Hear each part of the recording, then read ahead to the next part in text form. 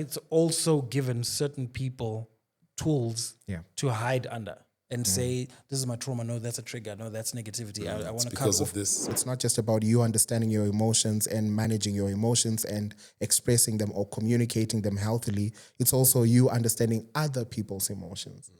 That's what emotional intelligence is. Sex comes with soul ties. If we look at the Pareto principle, it seems better when you haven't engaged in something. The motherland, the African man. Long as I'm alive, I'ma make a plan. Strongholds to break, got long walks to take, got no votes to make. We don't bet, we pray. Hey, African man, yeah. The African male iris through the eye of an African male. Welcome everybody to the African Male Iris. Yet again another episode. I am DJ Tino. I'm Press Soul. And you might see a very familiar face here. Yes. For everybody that came to our live events or saw our episodes of the live events, we've gotten him back, ladies and gentlemen, by popular demand. Absolutely. And it's the yours truly, therapist, social worker, independent consultant, mental health expert, Sean Zimunya. Yes. Thank you very much. Yeah. Thank you very much. Sean, thank you so much for coming through, bro. Thank you. What a humbling intro. Well, this was not humbling. Like when we did the live event, yeah. we went on because Sean does like a lot of stuff. So as we go through the show, we're gonna get into like some of the stuff that he does. But we're not gonna waste time. So Tino. We'll just mention some of Sean's areas of expertise. Sure. So leadership development and executive coaching, emotional intelligence and resilience training, employee wellness, therapy and trauma debriefing, anxiety, stress and depression management, conflict resolution and mediation, diversity, race and inclusion training, psychological safety in the workplace, change management and group dynamics, team building and alignment, youth, marital and family therapy, parental skills development and guidance, learning and development strategy. That is a lot, man. It is. It is. Trying to make $1 out of 15 cents. Indeed, man. That's Indeed. Yeah. I mean, we're not going to waste time, so we're going to get straight into the questions because I feel like, Sean, you do so much work and it's so widespread. Like, my first question, and I know I'm going to have to stop you because I know you can answer for days, but out of all of the things that you do, what would you say is like the main theme? Because I'm sure that it's all driven by passion. So what is like the main thing that you could say, this is what I'm passionate about, this, and it spills into all of these things? Yeah. So it's actually just human relationships. Right. That's it. Okay. When we started Winterton Consulting, the whole idea was make relationships better in organizations. Winterton Consulting, that's your Instagram handle as well, right? Yeah, it is. Okay. So make relationships better in organizations, help teams deal with conflict, but we go all the way to individuals as well. So even between couples, couples counseling, individual therapy itself, it's just about relationships. So either the relationship with oneself or the relationship with one's spouse or relationships within an organization. That's the long and short of it. Wow. Yeah. You know what? I actually have a burning mental health question that I want to ask. But now that you said that, I'm curious about how that journey has been for you, because this sounds like, it doesn't sound like the kind of job that we used to, you say when you're 8 years old and then they say, what do you want to be when you grow up? And then you say, I want to be an expert in human relations, you know? Yeah. Like how did you sort of find yourself and then make path. that, and then make that profitable and then realize I can actually put it into a vehicle, Winterton Consulting, and then, So I was fortunate. I was fortunate in the sense that my mother used to work for this multilateral institution. So What's a the United multilateral? Nations, the United Nations. Right. A lot of exposure, eh? A lot of exposure. She used to run a refugee camp. Wow. And then she switched over, started managing HIV/AIDS programs. So I then got exposure to non-governmental organizations, right? So when I was choosing now what I was going to study then, it was social work and psychology. That's what came naturally. Right. But I think it's also just based off of my personality. I talk a lot, as you would know, but I love people, genuinely love people, and I'm genuinely interested in seeing people become better. And so that then made my decision even easier. And then after studying, then decided, okay, but I also love money. So now, How do I bring the two together? Can we then form a business of sorts that speaks to the passions that I have, but that also then creates some level of income? And that's essentially what we did. So it wasn't that difficult. I think because of the exposure I had from my own mother, who up until this day is my inspiration. Right. And then over and above that, then the exposure I've had with regards to working with people. I've worked in the children's court, used to be a statutory social worker. So these are the social workers that are responsible for the protection of children. Right. So if a child is being abused, for example, then we do the investigation, we remove the child, place them in a place of safety, etc. So that then again also exposed me to people from backgrounds that are not as privileged. And all of that then would be what has led to the development of Winterton Consulting. Wow, that's amazing stuff, bro. You see, these are conversations you would not have had for sure in a live. Of course, there wouldn't have been time. There wouldn't have been time. But I must say that after working through that as a statutory social worker, then I realized my potential is not fully exploited. Then I decided, okay, let's tap into a little bit of employee wellness. So then I got into that, where you help organizations with regards to managing people's mental well-being in the workplaces. So either you become an on-site counselor or you become a consultant of sorts, where you advise, with regards to how best they can manage mental well-being. So that's what I got into. And then the bug bit, in the sense that the work I started working with high-ranked executives. I was really fortunate. Right. Corporate companies, were talking major banks, and then I was like, oh, actually, I can then actually just start my own consulting firm, and that's how I did. Oh, I see. I see. Do you have a lot of men coming in for counseling now? Yes, you would be surprised. To be fair, it's still women that are the majority, but we have a lot of men that are warming up to the idea. I think that people are aware of the fact that in as much as, counseling used to be looked down upon, we all need help. Right. And we all need to find some form of healing. Right. So I'm seeing actually a lot of men develop a lot of emotional intelligence, which I think is quite encouraging, right?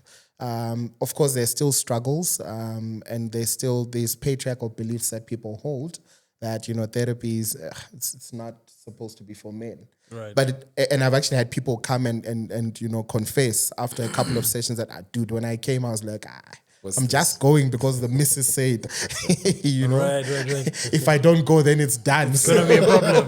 No, I'm glad you went that way, because that's like a perfect segue for the first question that I had. Yeah. So I'd like to think that I'm very emotionally intelligent myself. Yeah. And I'm very conscious of the general conversations about men expressing themselves, what that view is like, what the world view is with regards to just mental health in general. Yeah. And I bumped into a therapist who's like posting a lot of stuff online. And the moment you confirmed that you were coming, I was just like, this is perfect, because I want to know what Sean thinks about this. I feel this is a trap. Yeah. So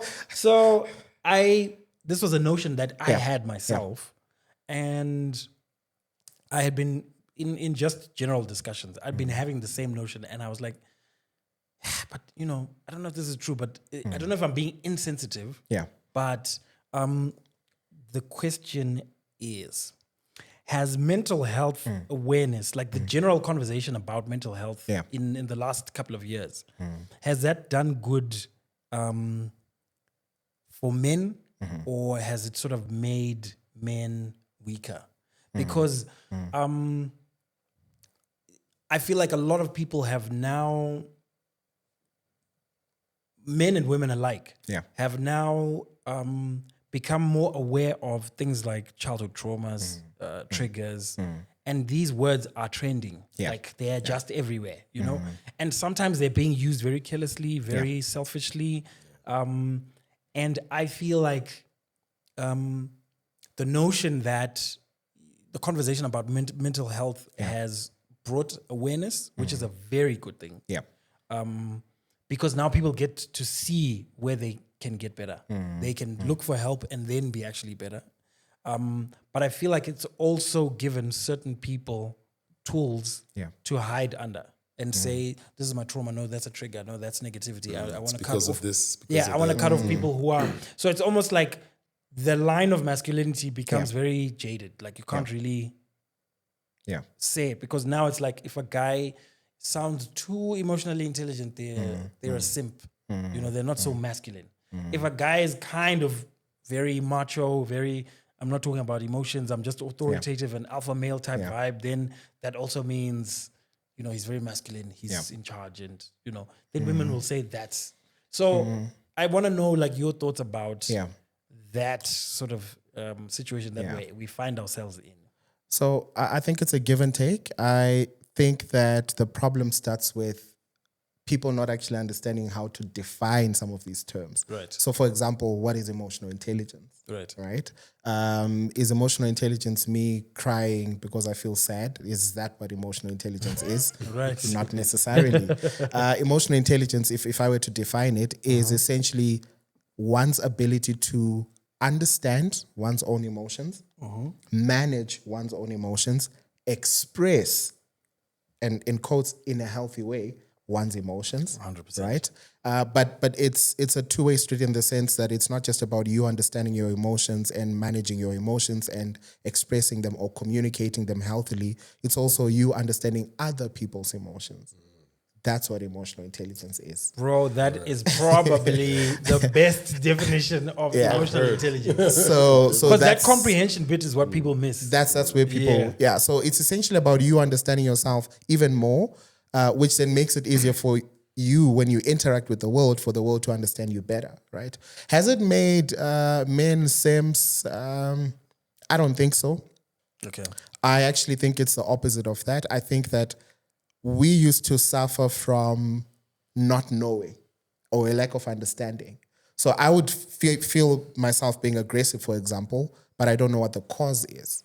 But now we know, okay, if I'm not okay, there's probably something going on that I need to think about and deal with. And until I deal with that, this whole passive-aggressive nature is just but a sign or a symptom. And taking that accountability. Accountability. It's me. It's not the wife didn't do anything wrong or the kids didn't do anything wrong. I'm screaming at the world right now because I'm in pain. But because I don't know how to put my pain into words and express it, so because I need to be a lot more emotionally intelligent and I'm not currently, I'm taking it out on other people. So in essence, I'm bleeding on people that didn't cut me. Right. So I don't think that it has made people simps. I think that if anything, it has made relationships more beautiful. Okay. I think that it also has put us in a place where we hold ourselves a lot more accountable, as opposed to what we used to do before. And I'll give you examples. I would have somebody come into the consulting room and then they tell you, listen, I suck as a husband or as a partner or as a dad. And when you try to get into the gist of why, the explanation is, oh, my dad left when I was 5. Okay, cool. I hear you. Your dad left when you were 5. It's traumatic. I get that. Dude, how old are you? No, I'm 55. Are we still hanging on? Right. And then the question then becomes, okay, so in the last 50 years, you have not figured out, 1, how to heal from your dad living. 2, you've not figured out how to relationship better in all these years. And you still think it's everyone else who's a problem, not you. It's a you problem. Right. So I think that's what emotional intelligence has done. It has helped us to become a lot more accountable. I will admit, Prayer, that there are people that then hide behind these isms and use them as tools to be manipulative, use them as tools or as excuses for why they act the way that they do. So that's why, for example, I have beef or issues with somebody that says, this is just the way that I am, and then they rush to find a diagnosis of sorts. It's because I have borderline personality disorder, or it's because I have ADHD, or because I have certain traumas. And I'm like, okay, the fact that you actually know you have certain traumas, and why haven't you worked through them? Yeah. And you know what? It's very interesting that you would say that, because that's exactly what that therapist said. She said a lot of people now kind of are afraid to do the work, and then you use that as the excuse. Yep. So it's like, if you know, then you're Why- supposed to, like the work of being better and being more capacitated to face challenges and to face life should actually, like, we should be stronger now. Yes. Because now we know where the root of this pain is, or what this behavior is, and whatever. So it means that we should be able to handle even more stressful situations. Yep. We should be able to handle more negativity and know how to navigate. Yeah. All of those we should. things. We should. And you raised an interesting point when you were speaking of masculinity and whether, that has taken a knock because of emotional intelligence. I don't think so.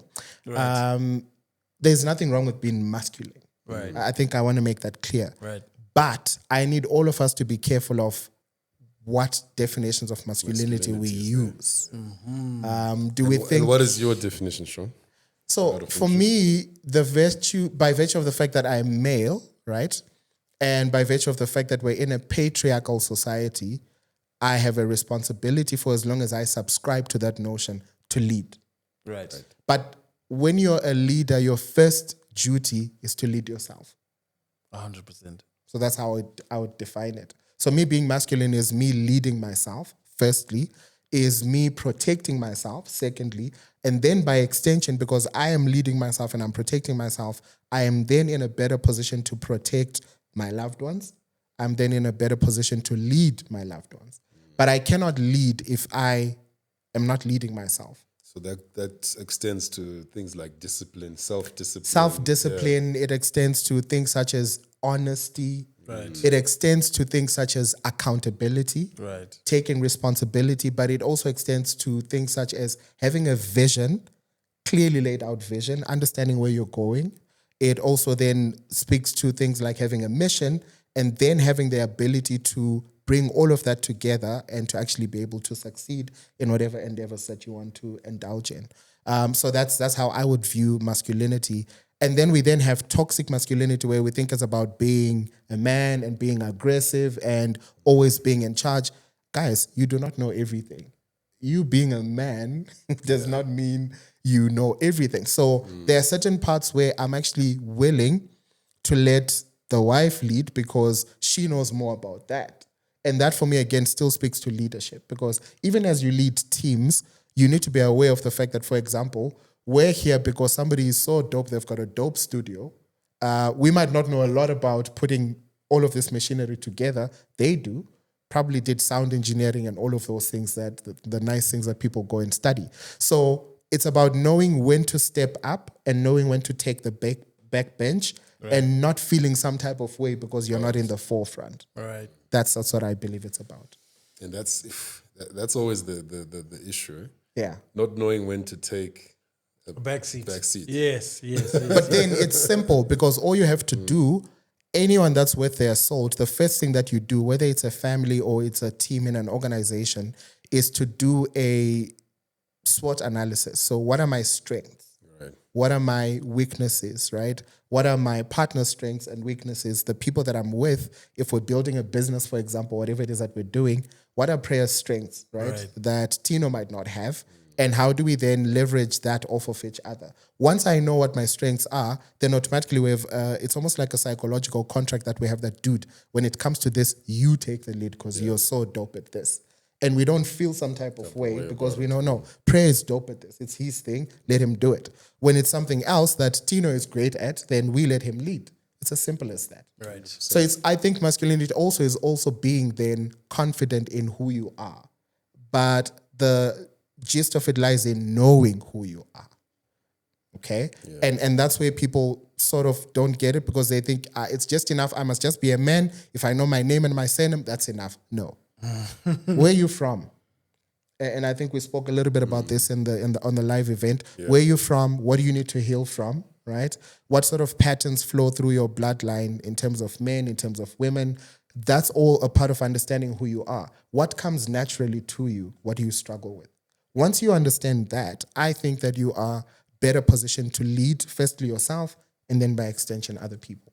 100%. So we've gotten a few questions from some of our audience, and I think the ones that posed questions to me said they want to be anonymous. Right.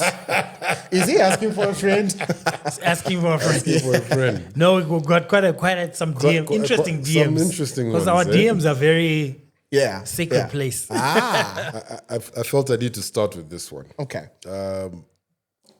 There's a guy who reached out to me and he said, what are the reasons behind fantasizing about someone else when you're with your partner?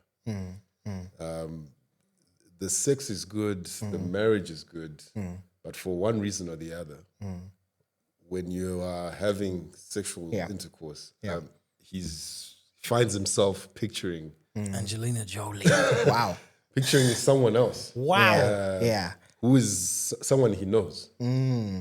So question would be, has he had a relationship with this person or not? Not a relationship. Not a But relationship. I think probably he's probably thinking about, Yeah. he desires probably. Then it is exactly what it is. It's a fantasy, isn't it? But it's a dangerous fantasy to have because now you are, it's borderline disrespectful actually also, right? But essentially what's happening is, I think it crosses the borderline. Like it goes beyond that, right? Destroys that borderline. It does. Yeah. So what's happening is you have what you have, but you want something else or someone else. And you are no longer valuing that which you have because there's this fantasy about wanting what you, and there's a thing about wanting what you can't have, by the way. You guys know that people have a thing with wanting what they can't have. Doesn't that what leads to things like pornography as well? Yeah, it is. Right? So, but also it's a combination of things. So number one, it's wanting what you can't have. Number two, it's also now, for me, bordering almost on an obsession with that particular person, right? And number three, then there's also clearly a lack of self-control that's coming into the fore. The reason why I was asking if there was a relationship or not is because sex comes with soul ties. So if they had engaged, then I would say, well, perhaps there's a soul tie between them. But if they haven't engaged, then it's all in this guy's mind or this individual's mind. And essentially what they've done is, if we look at the Pareto principle, it seems better when you haven't engaged in something. Right. It always seems nicer. The grass always looks greener. 80-20 rule. Always looks greener on the other side. But the only reason why it's green on the other side is that they water it. So how's about he starts focusing on his own side of the garden, waters that. Unless if he's saying to me, listen, I'm actually not attracted to this person anymore. And for me to be able to get an erection, because it gets that deep. Yeah. For me to be able to get an erection, I have to imagine that other person. That's an even deeper problem. And for men, how does, I think for a man to reconnect, when you come to that level, to try and reconnect back with your wife or your partner, after having gone that far, how does a man... Cutting out the distractions, understanding that a bed in hand is worth two in the bush. So let's celebrate what we have, right? Very important. But also, let's not be moralistic about things. It's the same thing I tell couples all the time when they come and see me if there's been infidelity or whatsoever. Right. It's easier to just do a whole, she cheated or he cheated. No, but it's not as easy as that. It's not as simple as that. Number one, there are push factors. There are pull factors. Okay. So there's a reason why somebody chooses to go and indulge in whatever extramarital affair or in a fantasy like this. There's a reason that pushed them to do that. It might be an internal reason. It's about them. It's their own demons. It might also be the status or the state of the relationship itself. Perhaps it's not as proper as it's supposed to be. There's a certain level of toxicity that's coming in. And anytime there's any kind of trouble, next door always seems better. So it's a number of reasons. So I think we tend to oversimplify it and we make it more realistic. No, this is just right or this is just wrong. But it's not as simple as that. Okay, I have a question. Yeah. Amongst men, cheating is not as bad as it sounds when it's discussed more publicly where there's women in the audience. But amongst men, you know, guys can just be like, oh yeah, no, you know, I'm having a thing with that chick. Oh really? Oh yeah, here's a picture. Oh wow, oh my gosh, she's hot. Are you sure you're not going to get caught? No, it's not that serious. Yeah. And then, you know, guys can brush it off and then move on with life and whatever. But I'd like to know, because you've done a lot of work with couples, so you would be able to sort of see this in sort of in hindsight. Yeah. What are the actual repercussions of cheating? Oof. Where do we Like outside of the obvious, where you know things get, you know, you're caught and then people find out. Yeah. Without the getting caught. Yeah. Yeah. What are those? What are those internal, almost non-public? Yeah. Yeah. Repercussions of infidelity, especially from the men's perspective. So number one, you might never get caught, but obviously we have HIV and STDs and that's a part of it. Yes. But over and above that, it's the fact that people need to understand that sex is spiritual.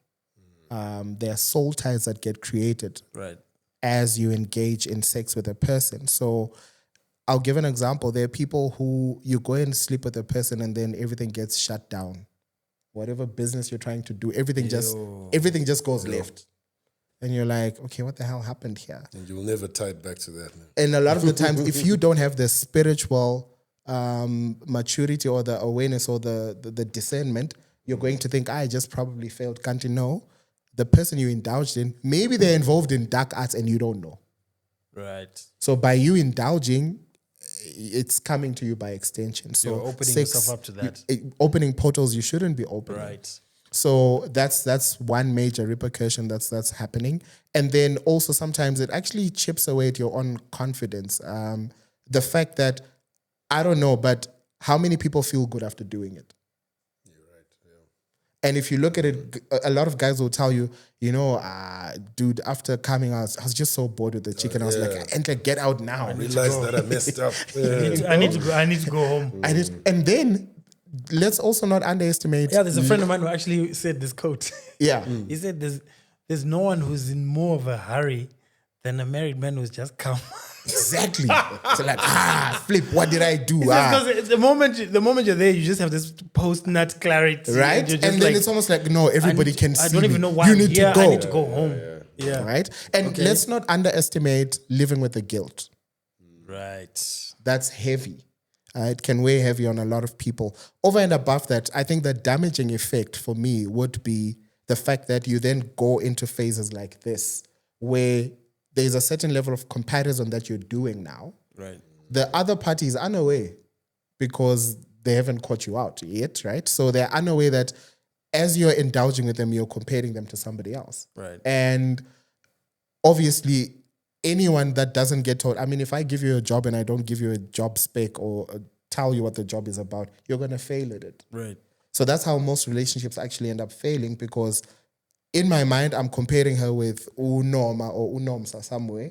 She has no idea that there's a Nomsa or a Unorma who exists.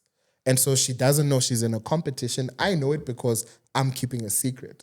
And I then use whatever little information I have, which is probably not complete information, because the fact that I am cheating means that I am not fully exposed to Unorma or Unomsa because I can't get fully exposed. Right. So I judge Unomsa on the 2 seconds that I spent. And then I'm weighing that against 24 hours. How fair is that? So that's another negative effect, right? Let's also not leave out the financial implications, right? I think cheating is expensive in this economy. Very costly. Yep, because you have to spend money. Yeah, but also, let's also not discount how a lot of the times then, it's actually what steals a lot of men's destinies, right? Because you're going to have to spend time. Cheating requires planning. That's all energy and effort and resources. That's all energy, time, effort, and resources that you're now directing towards what I think is a fruitless exercise. The motherland, the African man. Long as I'm alive, I'ma make a plan. Strongholds to break, got long walks to take, got no votes to make, but don't bet, we pray. Hey, African man, yeah.